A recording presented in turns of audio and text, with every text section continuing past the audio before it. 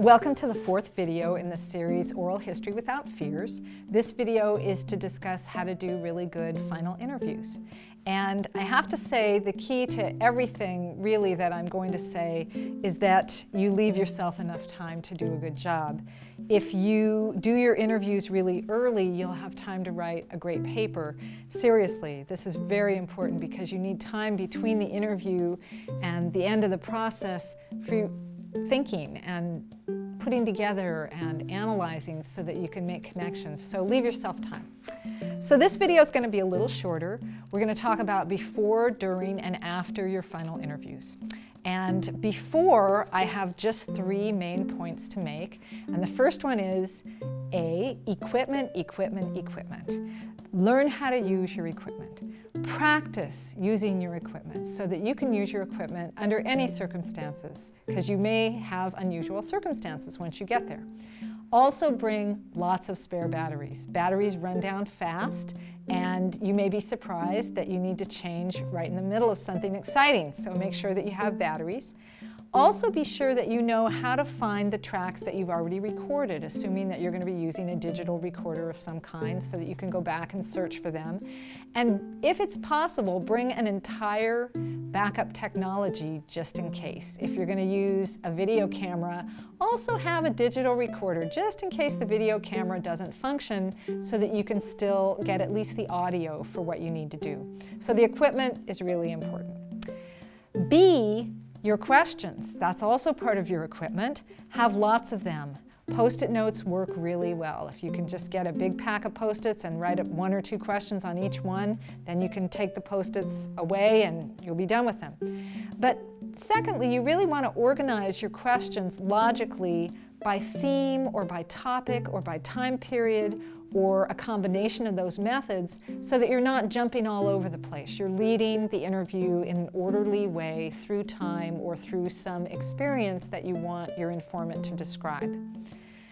Thirdly, you want to keep your questions as open-ended as possible. We're going to talk about open-ended questions in class, but basically an open-ended question is one that can't be answered with a yes or no. It needs a more elaborate answer. So try to use lots of open-ended questions. You can use yes and no questions also, but open-ended questions generally elicit better and more information in general. And finally, ask anecdotal questions to get stories. We talked about this in the last interview, the best, worst, first, last, scariest, most interesting, etc. Those kinds of questions get people to tell stories, and they're really very effective. So in terms of before the interview, we've talked about equipment and we've talked about your questions. The last big point is that you also need to be ready. You should check your dress and your grooming to be sure that they'll pass muster on the part of someone who's older and maybe more conservative than you are. Check the day before to make sure that your informant remembers the time and the place. Get driving directions. Bring water for yourself, paper and pencil. Those things might not be available once you get there. And arrive calm and on time, ready to work, because that will be calming to whoever you're going to talk to. So those are all things to think of before your interview. Second major point, during your interview, and I'm going to organize this chronologically, A through H. Make sure that the space that you're working in, A, is quiet. Move if you have to move, but don't try to record when there's a lot of background noise. It just doesn't work. Nobody else should participate. There should just be 2 of you in the room, unless there's a special circumstance that you and I have discussed. B, explain once more your assignment and your themes research. Talk about what you found. Explain your approach to asking questions so the person understands that you've invested some time in learning their story by doing some good research. C, be sure your informant is comfortable. Somebody who's too hot or too cold, or who's sitting up when they're used to kind of reclining, or who may be standing, is not going to be able to sustain that for an hour and a half or 2 hours. So ask at the beginning, and then you may need to ask as the interview continues to be sure that the person continues to be comfortable. D, do an equipment check, but explain that you're backing up the recording device with your own notes. So that's what the paper and pencil's for. You should also make sure that you're kind of noting as you change topics so that you'll be able to use your notes and your recording more easily. You'll be able to skip around and find things. Some people record topics and time from the recorder so that they can easily locate the section on, when somebody talked about horse trading in Kentucky. They've got that in their notes, and then they can find it easily on the digital copy of whatever they did. So the main advice in terms of actually asking questions is E, to start with easy questions about the life cycle. Most people don't mind talking about their birth and their childhood. For most people, not everybody, those are fairly easy topics to get started on. So try to go with topics that you know are pretty easy, and introduce your themes as you start to warm up more. And you can probably get better information if you do that. Do your themes one at a time and stay organized, but start easy and get to the more complex questions as you go.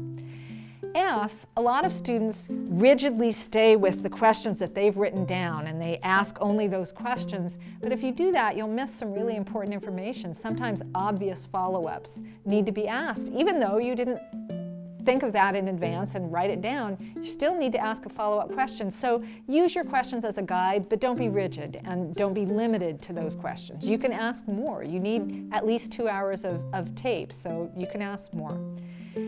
If you listen and you ask good follow-up questions based on your listening, that's usually what works well. G, pay attention to the energy level of the person who you're talking to. Older people usually can do an hour. Many can do 90 minutes, but some can't. Not that many can do 2 hours before they start getting tired or they need a break or they need a snack. So most interviews stop at 90 minutes. More than 2 hours is too much. Plan to come back, and your informant will be probably very happy to see you because you're such a well-mannered, well-groomed, polite, knowledgeable young person that they'll like that. And H, at the end of the interview, of course, thank your informant and set up at least one follow-up visit for more questions, because you probably will have some. So that's during the interview. And then finally, what happens after you get your interview done? Well, here I'm going to go A through G, and again, it's going to be chronological. Here are some things that you will probably want to do more or less in this order.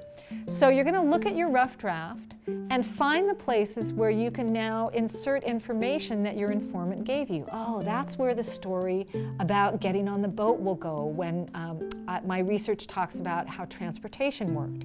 And that's where the story where the divorce can go. The story of the divorce can go because part of my research is about what happened to relationships. So you're taking your research and you're fitting your person into the research in different places. That's really the crux of this assignment. So B, look at each theme. What's clear to somebody who knows nothing about your themes and who must learn from your writing? What's missing, either from your research or the person, that somebody who's completely new still needs to have? So you are going to be identifying what gaps there are now in your research and in your interview with your informant. What still isn't yet in your paper? C, research those gaps.